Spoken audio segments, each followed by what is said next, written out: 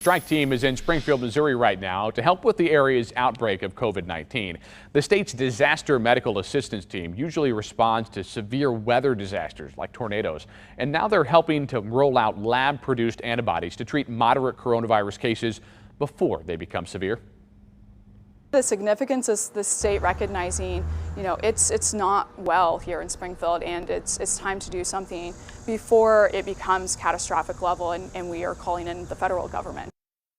But these antibodies are not fully FDA approved just yet. They're only approved for emergency use right now. COVID-19 cases continue to climb in Missouri. The positivity rate in the Show Me State now up to almost 15%. That's the highest it's been since Christmas. That number has shot up more than 10 percentage points since June. Over in Kansas, the positivity rate is now at 8.1%, up 5% since July 2nd. Rising cases are pushing some people to get their shot. The White House says the 5 states with the highest COVID-19 case rates are also seeing an increase in vaccination. That includes Missouri, Arkansas, Florida, Louisiana, and Nevada. About 47% of Missourians have gotten at least one dose. Almost 41% are fully vaccinated. The U.S. is now recording more than 3 times the number of COVID cases than it did in late June. And ABC's Ty Hernandez tells us that states where vaccination rates are the lowest are now getting hit the hardest by this surge.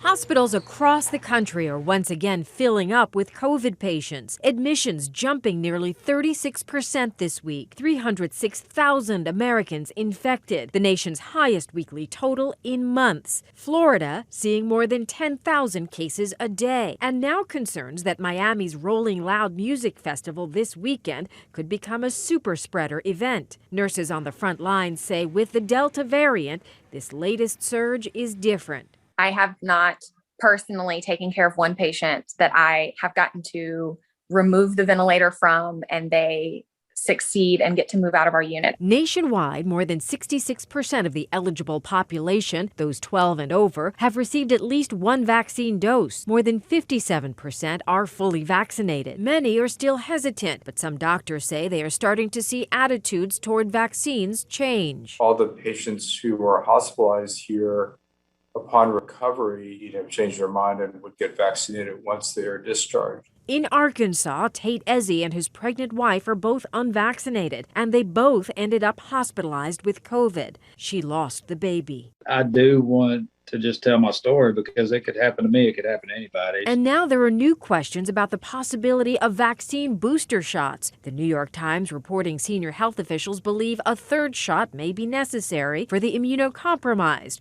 or those over 65 who received Pfizer or Moderna vaccines. The CDC has said it's exploring multiple options, but notes more evidence is needed. Ty Hernandez, ABC News, New York. And there is a chance to get a vaccine in a neighborhood church today in Overland Park. St. Thomas the Apostle Episcopal Church is hosting a vaccination event for the Johnson County Department of Health and Environment. It runs from noon to 5 today. No appointment is needed. Anybody 12 and older there can get a shot. A warning this morning from the IRS about a new scam related to COVID aid, and this one has to do with the expanded child tax credit that went into effect this month. KABC 9's Aixa Diaz is in our Washington bureau with how to spot these scams before it's too late. The IRS is warning scammers are using the child tax credit to steal money and personal information. The IRS says taxpayers should be on the lookout for a variety of phone, email, text message, and social media scams targeting families eligible for the credit. Taxpayers don't have to do anything to receive the money, so anyone contacting you about it should be a red flag. If you're eligible, the IRS will use your 2020 or 2019 tax return to automatically enroll you for the advance payments. If you're not required to file a tax return, visit the IRS website directly to provide basic information. The expanded credit this year is up to $300 for each child under 6 and $250 for kids 6 and over. Payments are sent out monthly for the rest of this year, and the remainder of the credit will come as a lump sum when you file your taxes next year. In Washington, I'm Aixa Diaz. That expanded child tax credit was part of the COVID relief package passed back in March. Previously, taxpayers received that payment in a lump sum, and that credit was only available for tax filers.